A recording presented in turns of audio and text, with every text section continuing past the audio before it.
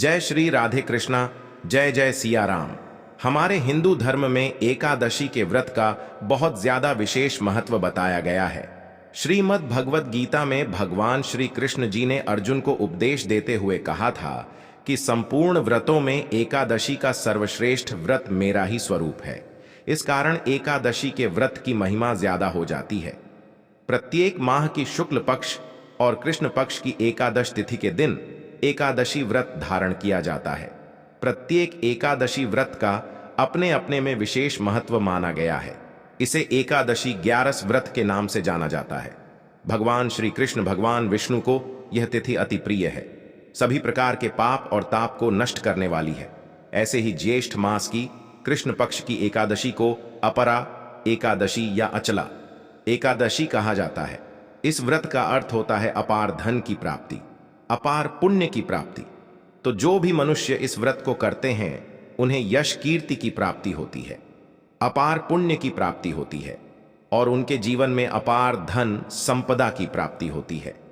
इस दिन भगवान श्री विष्णु की पूजा तुलसी चंदन कपूर और गंगा जल से करनी चाहिए, जिससे कि समस्त कामनाएं भी पूर्ण होती हैं और पापों से भी मुक्ति मिल जाती है।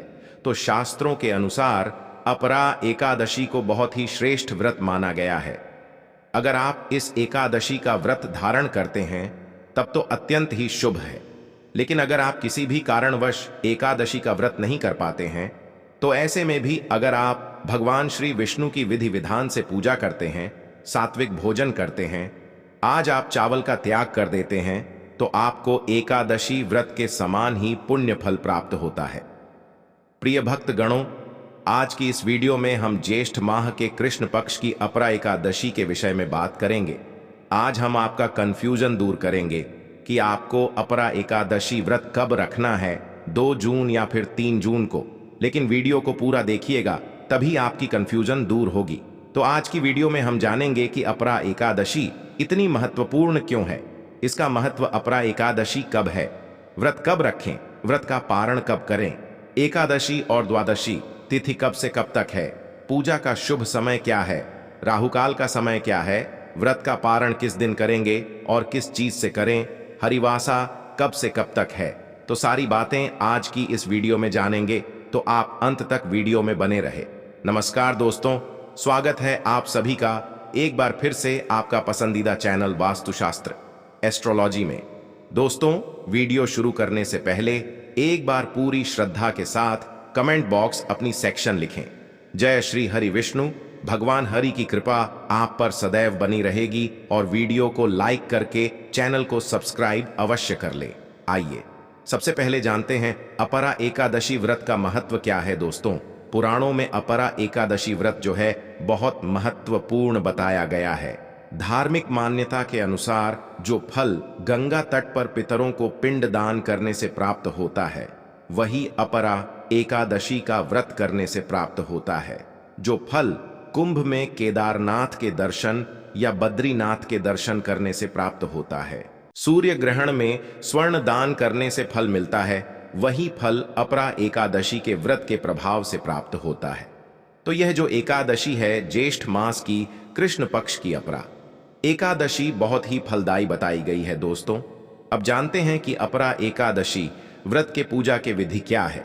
एकादशी की दशमी तिथि से ही एकादशी के व्रत के नियमों का पालन प्रारंभ हो जाता है। जो लोग इस व्रत को हर बार करते हैं उन्हें यह सब नियम पता होते हैं, लेकिन जो लोग पहली बार ही व्रत कर रहे हैं उनके लिए बता दूं, दशमी तिथि के दिन से ही आपको सात्विक भोजन ग्रहण करना होता है। जैसे कि आप प्रातःकाल स्नान करेंगे। दशमी तिथि के दिन तो उस दिन से ही आपको दिन में लहसुन प्याज नहीं खाना है, मसूर की दाल नहीं लेनी है और चावल का ग्रहण नहीं करना है।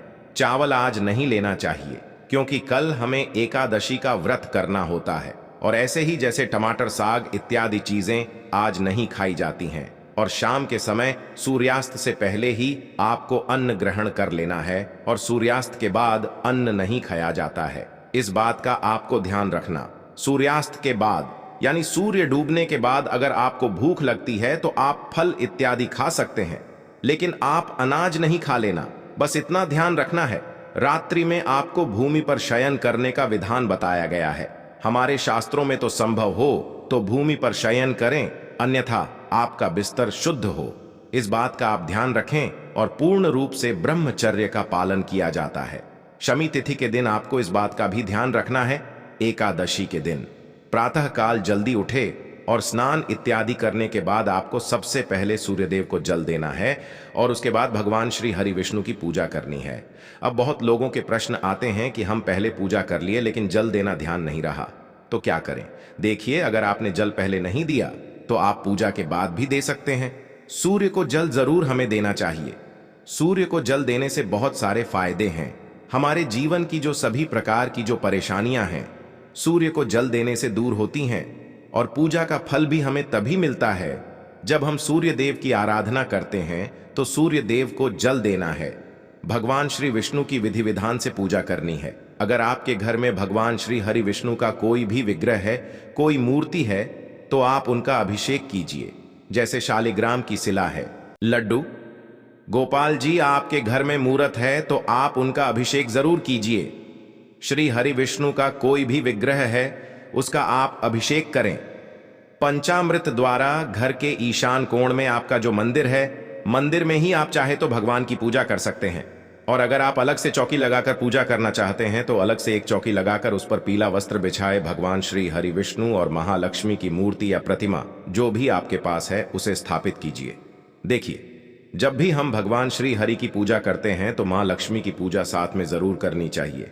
इससे घर में जीवन में सुख समृद्धि की प्राप्ति होती है। तो आपको भगवान श्री हरि की विधि विधान से पूजा करनी है। पीले पुष्प उन्हें अर्पित करने हैं।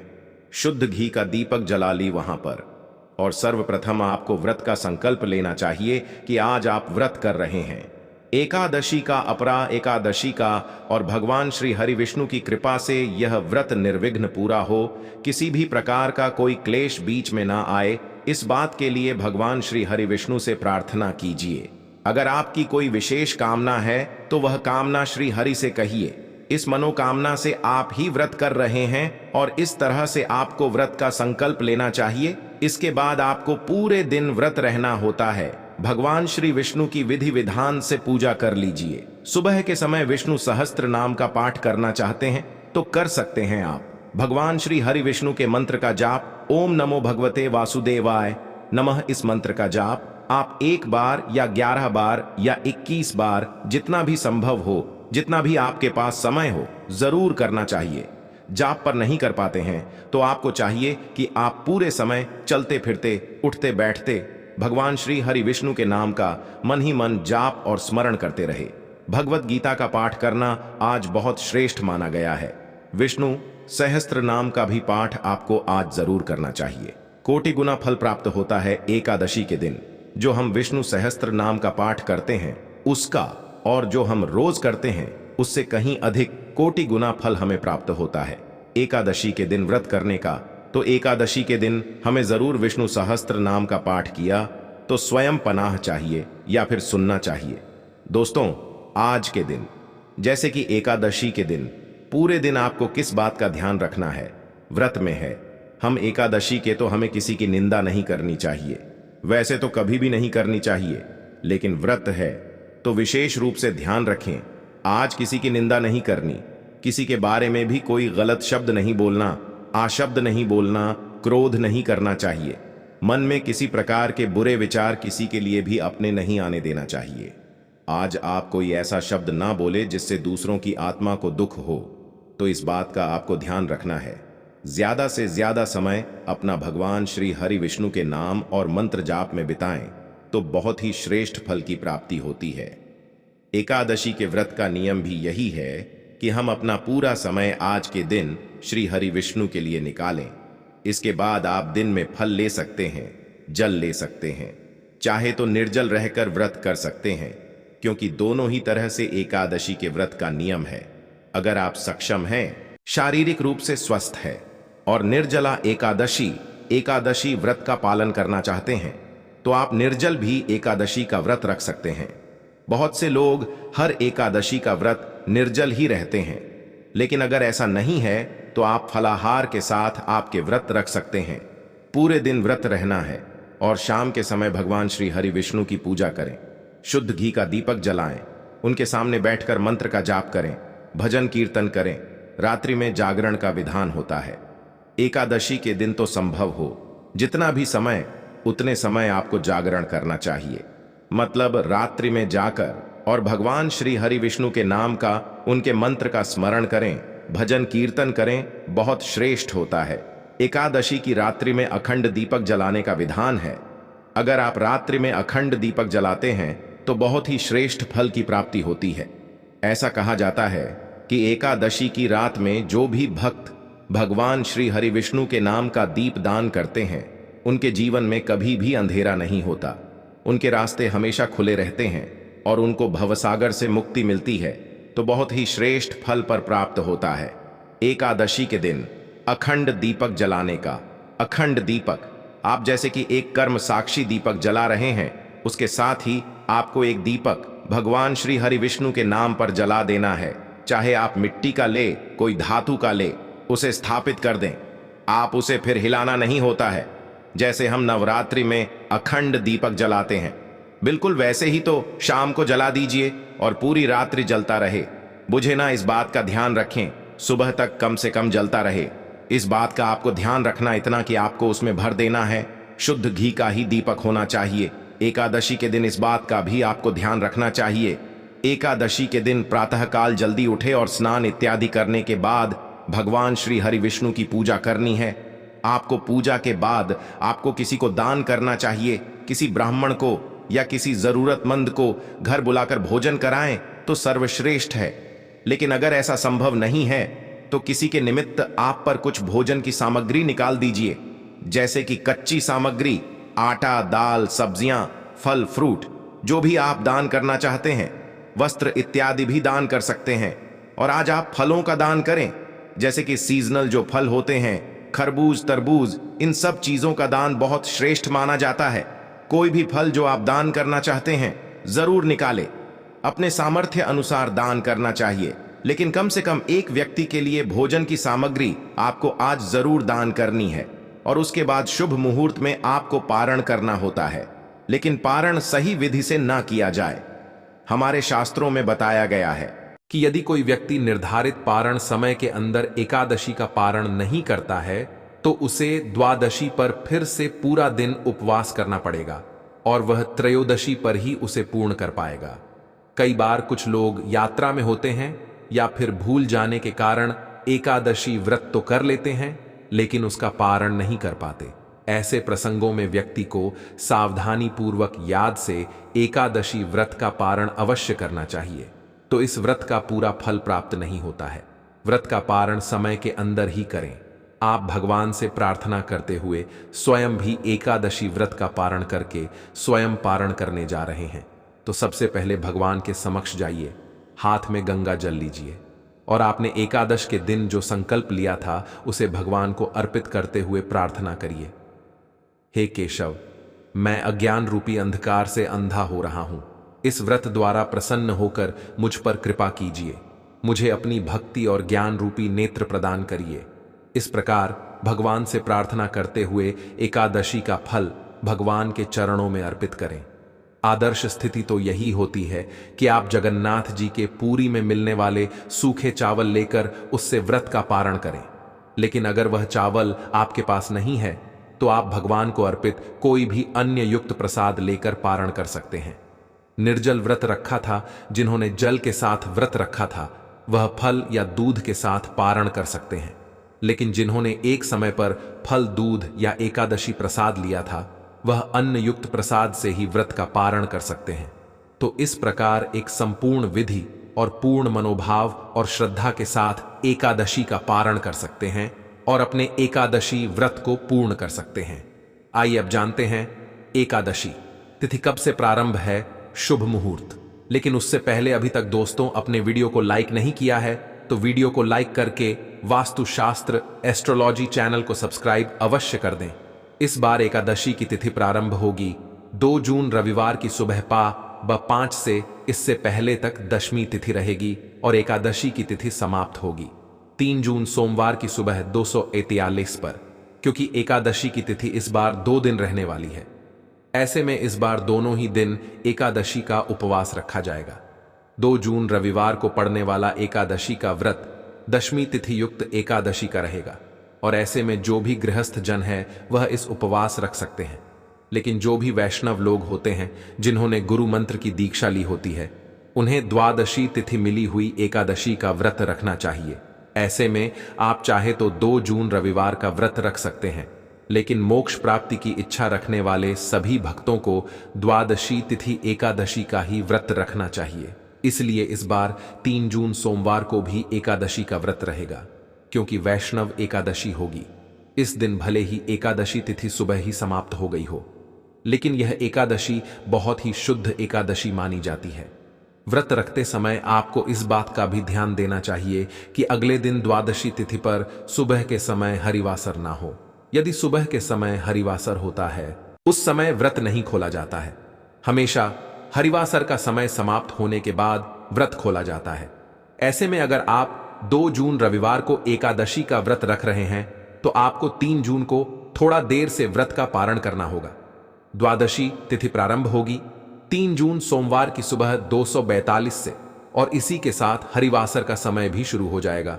शुरुआत के 5 से 6 घंटे का समय हरिवासर रहता है और द्वादशी तिथि समाप्त होगी 4 जून मंगलवार को, यानी कि 3 जून सोमवार की ही मध्य रात्रि 12:01 पर। हरिवासर का जो समय है वह 3 जून सोमवार को सुबह 8:30 पर समाप्त होगा।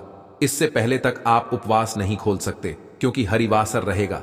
ऐसे में जिन्होंने भी 2 जून को एकादशी का उपवास रखा है उन्हें 3 जून सोमवार को सुबह 8:35 से 9:55 के बीच में एकादशी का उपवास खोलना चाहिए। यदि किसी कारण से आप सुबह के समय उपवास ना खोल पाए तो आप दोपहर 1 बजे से 3 बजे के बीच में अपना उपवास खोल सकते हैं। और जिन्होंने भी 3 जून सोमवार को वैष्णव अपरा एकादशी का उपवास रखा है वह 4 जून मंगलवार को सुबह 5:44 से 6:25 के बीच में अपना उपवास खुलेंगे। इस समय आपको अपने व्रत का पारण करना होगा। आप हमेशा पारण मुहूर्त से पहले पूजा कर लें। तो अब बात करते हैं कि अपरा एकादशी के दिन ऐसा कौन सा विशेष उपाय करें जिससे कि श्री हरि विष्णु और महालक्ष्मी की कृपा हमें प्राप्त हो, हमारे जीवन में धन संपदा बनी रहे और जो हम व्रत करते हैं उसका पुण्य फल हमें प्राप्त हो। आज के दिन भगवान विष्णु और महालक्ष्मी की विधिवत पूजा करनी है। संयुक्त रूप से चंदन यात्रा का अंतिम दिन भी है, तो आज आप चंदन से श्रृंगार कीजिए। भगवान श्री हरि विष्णु का तुलसी दल जरूर अर्पित करना है। आपको मखाने की खीर बनाकर उसमें अगर आप केसर युक्त मखाने की खीर बनाएं, जैसे आप थोड़ा सा केसर डाल दें तो पीली खीर हो जाती है। उसके बाद आपको उसमें तुलसी दल डालना है और इसके साथ अगर आप भगवान श्री विष्णु को अर्पित करते हैं यह मखाने की खीर तो समस्त प्रकार के पुण्य फलों की प्राप्ति हो और आपकी सभी इच्छाएं भगवान श्री हरि विष्णु पूर्ण करते हैं। मां लक्ष्मी की जब पूजा कर रहे हैं तो गुलाब के पुष्प उन्हें जरूरत अर्पित कीजिए और जब आप गुलाब के पुष्प अर्पित कर रहे हैं महालक्ष्मी के मंत्र का जाप कीजिए। ओम श्री हरिओ श्री कमले कमला लय प्रसीद प्रसीद श्री हरिओ श्री एयु एम महालक्ष्मी। नम मंत्र का जाप आप अधिक से अधिक कीजिए। संभव हो तो कमल गट्टे की माला लेकर 1 माला 11 माला कर लीजिए। बहुत श्रेष्ठ फल की प्राप्ति होती है।